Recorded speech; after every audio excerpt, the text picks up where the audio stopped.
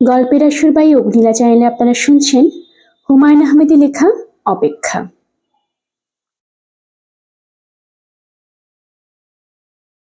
ফাঁসি, যাবজ্জীবন, সশ্রম কারাদণ্ড কিছুই হলো না। শোভনকে জাজ সাহেব বেকসুর খালাস করে দিলেন।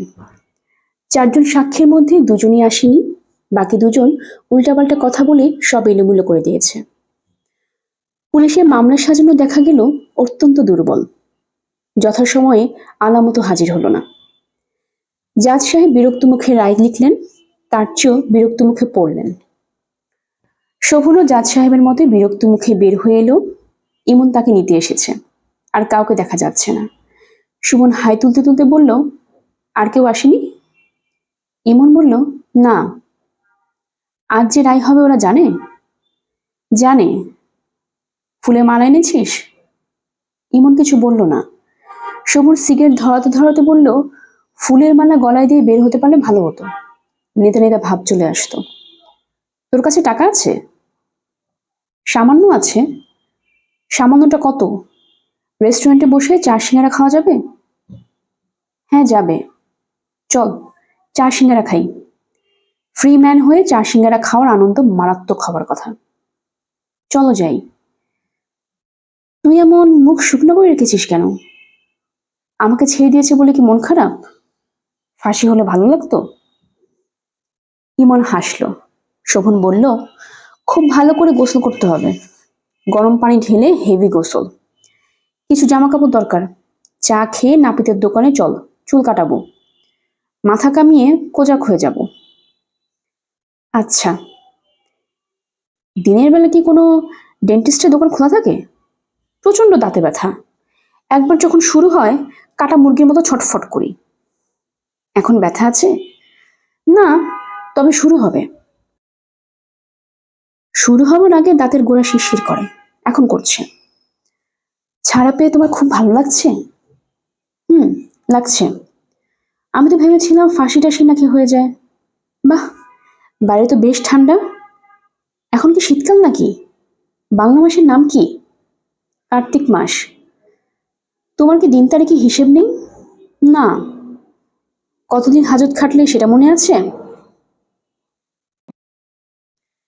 হ্যাঁ, তা মনে আছে। 18 মাস। 18 মাসে জান কালি করে দিয়েছে। এর শোধ নিব। আব্দুল কুদ্দুস সাহেব যখন শুনবেন আমি ছাড়া পেয়েছি, তখন তার খবর হয়ে যাবে।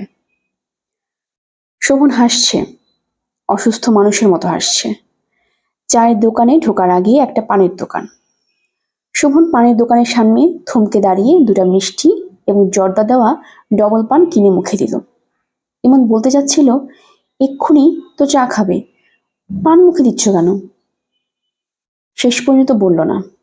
মুক্তির আনন্দে মানুষ অনেক উদ্ভট কাণ্ড কারখানা করে। শোভন তেমন কিছু করছে না, শুধু জর্দা এবং মিষ্টি দেওয়া 2 খিলি ডবল পান মুখে দিয়েছে।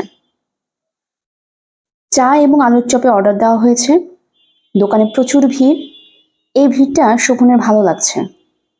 ফাঁকা চায়ের দোকান আর শ্মশান এক জিনিস। গ্রামের হাট যেমন ভরভরন্ত থাকলে ভালো লাগে, চায়ের দোকানেও গাদাগাদি ভিড় ভালো লাগে।